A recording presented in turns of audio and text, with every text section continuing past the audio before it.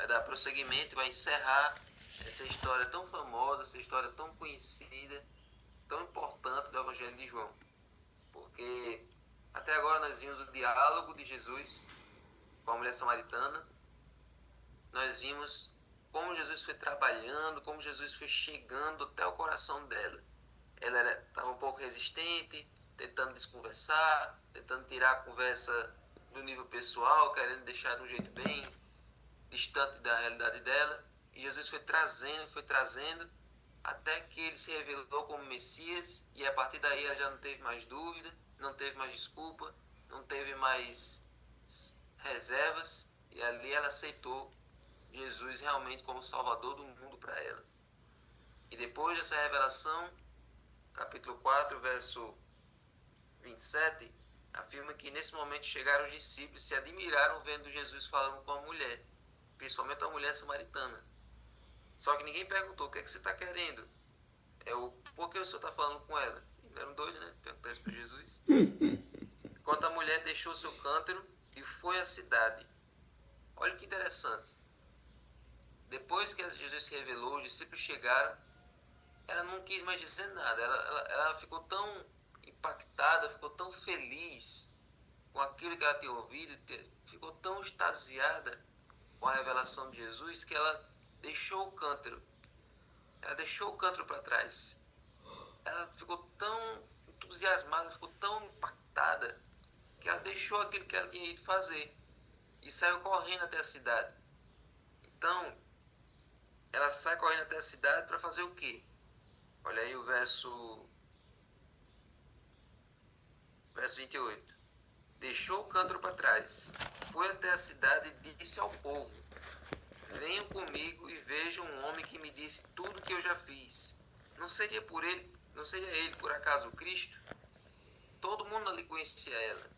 Todo mundo sabia da vida dela. Sabia que ela era uma mulher que, como se fosse uma prostituta, né? Teve vários homens e o que estava agora não era o homem dela. Ela teve uma vida uma vida complicada, uma vida problemática. E todo mundo conhecia ela, conhecia a realidade dela. E se um homem que nunca tinha visto ela, que estava passando ali, estava de passagem por ali, revelou todos os segredos dela, revelou toda a vida dela, esse homem podia ser um profeta. Esse homem só poderia ser alguém diferente, enviado de Deus. E como a conversa daquele homem tinha transformado ela, tinha deixado ela tão feliz, tinha feito essa transformação na vida dela, todo mundo sentiu vontade de conhecer Jesus por causa do testemunho dela. Então, gente, a lição hoje, ela vai falar sobre isso, o poder do testemunho. Às vezes, um sermão teológico, um sermão com uma exegese, com hermenêutica, com palavras chiques, com muitos dados, muitas informações, muita linguagem complicada, etimologia, todo um sermão altamente rebuscado não toca ninguém. Às vezes tem pessoas que vão para a igreja, ouvem um sermão assim e não sentem nada. Aquilo não muda nada na vida delas. É como se o pregador estivesse só enchendo as pessoas com muito conhecimento, mas com pouca aplicação, com pouca prática. Mas aí às vezes um pregador humilde, aquele irmãozinho que não tem muito conhecimento, às vezes nem sabe ler direito, ele lê ali o verso, ali meio tropeçando, mas aí daquele verso ele consegue tirar uma aplicação na vida dele. Ele diz: gente, eu li isso aqui, isso realmente aconteceu comigo. Eu estava lá, antes de vir para a igreja, eu era assim, assado, eu bebia, eu fumava. E aí um dia eu tive um sonho, um dia eu sofri um acidente, um dia aconteceu de alguém falar comigo. E a partir daquele dia eu decidi mudar de vida. E aí outra pessoa que está assistindo lá na igreja, que também está passando pela mesma situação, se sente tocada por aquele testemunho e decide se entregar a Jesus. Então às vezes o testemunho ele é mais importante do que as palavras, é mais importante do que a explicação. Não que um sermão bem elaborado, uma mensagem rebuscada, não seja uma coisa ruim. Mas nunca subestime o poder do testemunho. Nunca subestime o poder da experiência pessoal. Então nunca ache que um pregador que, que faz uma explicação altamente elaborada é mais importante do que aquele irmãozinho que prega um testemunho, que conta uma história. Porque os dois podem podem ser usados por Deus para transformar vidas. Por isso o céu terá muitas surpresas, exatamente Samaria. Então o testemunho da mulher samaritana foi altamente eficaz, porque a cidade inteira, conhecendo a vida dela e vendo ela agora como ela estava, toda a cidade sentiu vontade de conhecer Jesus por causa dela. Então, enquanto a mulher estava anunciando para a cidade toda quem era Jesus, Jesus agora estava compartilhando aquele cenário missionário para os discípulos. E quando os discípulos chegaram com a comida, aí disseram para Jesus: mestre, coma. Aí Jesus disse: eu tenho uma comida para vocês que vocês não conhecem. Minha comida consiste em fazer a vontade daquele que me enviou, fazer a sua vontade. E agora Jesus diz no verso 35: vocês não dizem que ainda faltam 4 meses até a colheita? Eu, porém, lhes digo: levantem os olhos e vejam os campos, pois já estão maduros para a colheita. Então imagina Jesus disse isso, apontando para a cidade: olha, os campos já estão brancos, já estão maduros. Olha esse povo todo aqui. Esses samaritanos nunca ouviram a mensagem. Esses samaritanos nunca tiveram acesso à Torá, nunca foram para uma sinagoga. Então aí um campo virgem, pessoas que nunca ouviram, pessoas que estão só sedentas para ouvir a mensagem. E você pode imaginar que Jesus ia apontando e as pessoas iam saindo da cidade. Aquela multidão, milhares de pessoas saindo da cidade para encontrar Jesus ali, para ver aquele homem de quem aquela mulher estava falando. E aí Jesus disse: quem colhe recebe desde já a recompensa e ajunta para seu fruto para a vida eterna, para que se alegre ao mesmo tempo o que semeia e o que colhe. Pois no caso é verdadeiro o que colhe. É verdadeiro ditado: um é o que semeia e o outro é o que colhe. Eu os enviei a colher o que vocês não semearam, outros trabalharam e vocês aproveitaram o trabalho deles. Então ali Jesus estava querendo dizer que o campo estava pronto e que era preciso semear e também colher a mensagem. Jesus semeou no coração daquela mulher, ela frutificou, chamou outros, e agora Jesus iria colher aquele trabalho, aquele contato missionário resultou em várias conversões. E aí as pessoas chegaram ali onde estava o poço e Jesus pregou para elas. Jesus anunciou o evangelho para eles, fez um evangelismo público ali naquele dia. E qual foi o resultado? Muitos samaritanos daquela cidade creram em Jesus, por causa do testemunho da mulher que tinha dito: ele me disse tudo o que eu já fiz. Todos eles creram, por causa do testemunho daquela mulher. Existe uma frase de Ellen White que é uma frase conhecidíssima, uma frase que sempre que tem algum sermão missionário, sempre que tem alguma capacitação da missão, sempre diz essa frase: que um verdadeiro discípulo nasce no reino de Deus como missionário. Toda pessoa que se batiza, toda pessoa que decide se tornar discípulo de Jesus, se torna um missionário. Sente vontade de levar outro a Jesus. É como um mendigo que descobriu o pão e agora vai contar para os outros onde foi que descobriu o alimento. Então, não tem como. Olha, irmão, só abrindo parênteses aqui, nossa irmã Luísa, ela agradece as orações e agradece porque ela recebeu a biópsia e não deu nada grave e tá dando tudo certo. Ainda pede oração porque ela tem um nódulo na tireoide que também não seja nada grave e que seja feita a vontade de Deus. Amém, irmã Luísa?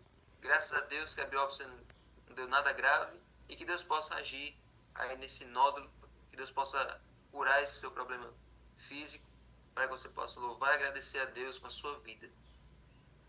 Então, gente, só voltando aqui agora. Então é isso. Uma pessoa que se batiza, uma pessoa que se entrega a Jesus, que se entrega a Cristo, ela não quer guardar aquilo para ela. Se ela guardar aquilo para ela, ela se sente mal. Ela quer que o seu vizinho, sua família, seu melhor amigo, sua melhor amiga conheça. É inevitável. Você não quer guardar só para você. Então, era isso que Jesus estava querendo passar. Era isso que Jesus estava querendo dizer. Então, o propósito de Jesus era levar pessoas à salvação.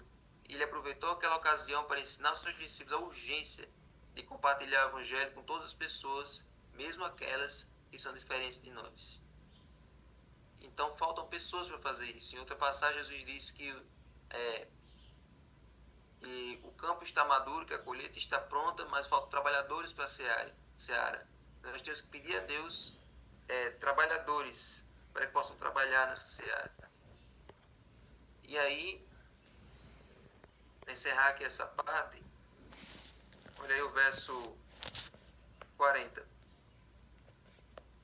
Quando, pois, os samaritanos foram até Jesus, pediram-lhe que permanecesse com eles. E Jesus ficou ali 2 dias. Olha, a presença de Jesus é uma coisa maravilhosa, porque toda vez que alguém se encontra com Jesus, passa um tempo com ele, não quer que ele vá embora. Quando os discípulos foram visitar Jesus ali, nós vimos semana passada, quando os 2 discípulos foram até Jesus, perguntaram: onde é que o Senhor mora? Aí foram fazer uma visita a Jesus. E passaram ali o dia todinho, a tarde todinha com Jesus. Não queriam ir embora. Quando a gente está na presença de Jesus, a gente não quer sair dali. Quando os samaritanos receberam Jesus, disseram: fique com a gente. E Jesus passou 1 dia, passou 2, e as pessoas não queriam que ele fosse embora, de tão bom que é estar na presença dele. Quando Jesus ressuscitou e encontrou os discípulos no caminho de Emaús, ele foi conversando com eles a viagem todinha, e quando chegou na casa lá em Emaús, Jesus disse: não, vou seguir direto. Ele disse: não vai embora não, fique com a gente mais um pouco. E aí passaram a noite ali com Jesus até Jesus se revelar. Então, isso aqui é só uma reflexão interessante. A presença de Jesus é uma coisa magnética. A gente não quer sair da presença dele. A gente não quer que ele vá embora. A gente quer que ele more conosco, passe tempo conosco. Mas agora olha o final dessa história. Muitos outros creram nele por causa da palavra de Jesus. E diziam à mulher: agora não é mais por causa do que você falou que nós cremos, mas porque nós mesmos ouvimos e sabemos que este é verdadeiramente o Salvador do mundo. Amém? Amém. Então veja, eles foram chamados pelo testemunho da mulher, mas permaneceram por causa da palavra de Cristo. Da mesma maneira, você pode convidar as pessoas, você pode chamar as pessoas e elas vão vir por causa da amizade que elas têm com você, porque elas vão ver a diferença e a transformação que teve na sua vida. Mas é a mensagem que vai segurar elas. É a palavra de Deus que deve manter essas pessoas. A amizade vai chamar, o testemunho vai convidar, mas é a palavra que deve alicerçar. É na palavra que as pessoas devem se firmar. É pela palavra que essas pessoas devem se apaixonar por Cristo. Então, é um erro quando acontece de muitas pessoas virem pela amizade e só ficarem pela amizade, não se alicerçarem na palavra.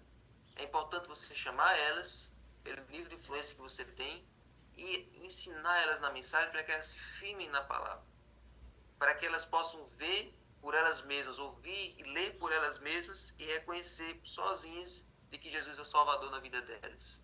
Os samaritanos foram assim, motivados pelo testemunho daquela mulher, foram até Jesus e, vendo Jesus pessoalmente, ouvindo a palavra dele, eles mesmos reconheceram que ele é o Salvador do mundo. Então, traga as pessoas pela amizade, traga as pessoas pela intimidade, mas faça elas permanecerem pela palavra. É a palavra quem segura.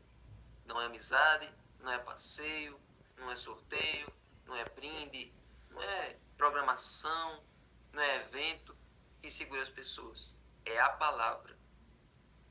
Pessoas que passam tempos na igreja, mas sem ler a Bíblia, sem conhecer a mensagem, sem se aprofundar na palavra, essas pessoas não permanecem. O que segura alguém é a oração, é a leitura e o testemunho. São essas três coisas básicas. A leitura da Bíblia, o estudo da Bíblia, conhecer a palavra de Deus, orar, falar com Deus e testemunhar, que é falar de Deus para os outros. Então, reflita sobre essa história. Essa história é uma história maravilhosa de missão, de testemunho. Falar de Jesus para o outro, de algo que ele fez na sua vida, e trazer esse outro para conhecer a palavra de Deus. Que você possa fazer isso na sua vida. Que essa possa ser a sua decisão. Que essa possa ser a sua motivação para servir a Deus. Falar dele para os outros. Não guardar apenas para você mesmo. Amém? Vamos orar? Muito obrigado, Senhor Deus, por essa história, por esse relato maravilhoso que nós encontramos nesse Evangelho. que nós possamos ser como a mulher samaritana. Todos nós, tanto aqueles que eram do mundo, foram batizados, vieram para a igreja, como aqueles que já cresceram no ambiente de igreja, todo mundo tem um testemunho para contar. Alguns têm testemunhos incríveis, testemunhos espetaculares. Outros têm testemunhos mais simples, mas não importando a intensidade da história, o Senhor sabe a maneira de tocar o coração das pessoas. O Senhor sabe como as pessoas vão ser conquistadas por cada história, por cada testemunho que for contado. Nos ajuda, Senhor, a comprovar com a nossa vida aquilo que nós cremos. Sim. Que as pessoas possam ver a diferença. A pessoa que era explosiva, agora é uma pessoa calma, uma pessoa compreensiva. A pessoa que era ignorante, agora é uma pessoa tranquila, é uma pessoa fácil de se conviver. Aquele que era desonesto, agora é honesto. Aquele que falava palavrão, agora só fala palavras alegres, calmas. Aquele que era tímido, agora é corajoso. E assim por diante, Senhor. Todos nós aqui que estamos nessa reunião fomos transformados um dia e estamos sendo transformados todos os dias. Verdade. Que os outros vejam essa transformação e sintam vontade de te conhecer cada vez mais. Em nome de Jesus. Amém. Amém. Amém.